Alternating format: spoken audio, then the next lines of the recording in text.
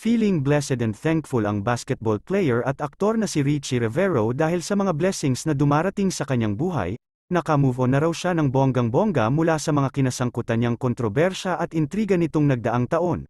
Kabilang na nga riyan ang breakup nila ng ex-girlfriend na si Andrea Brillantes, say ni Richie, wala nang bad blood sa pagitan nila ng kapamilya actress after their breakup. Sa isang panayam, nahinga ng reaksyon ng binata tungkol sa pagkakadawit ni Andrea sa hiwalayan ni Catherine Bernardo at Daniel Padilla. Any comment? Wala po, from the very start, I just wanted peace for everyone. Ako gusto ko lang family ko masaya.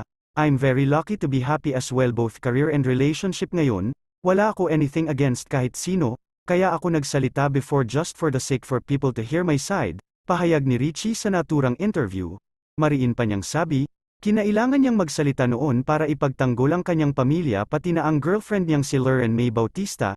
Nagsasalita lang ako if bagbog na family ko and Lauren, which I think they don't deserve. Sa akin wala, kasi pumasok ako sa relationship.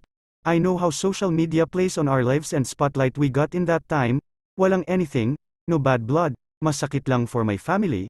They don't deserve the words and judgment. I was sad for her, Lauren May. Those are the times nagsalita ako, and my family, first time nila maranasan, I felt unfair sa kanila. Pero ngayon tapos na dun, I'm just happy masaya family ngayon. Mas happy kami ngayon. Yung core namin is hanggang nasa tama ka naman. God will help us din through the storms, lahat yan hindi bibigay without knowing kaya natin lagpasan, say pa ng Cager, at isa raw sa mga natutunan niya mula sa breakup nila ni Andrea ay ang mas gawing private pa ang kanyang pakikipagrelasyon.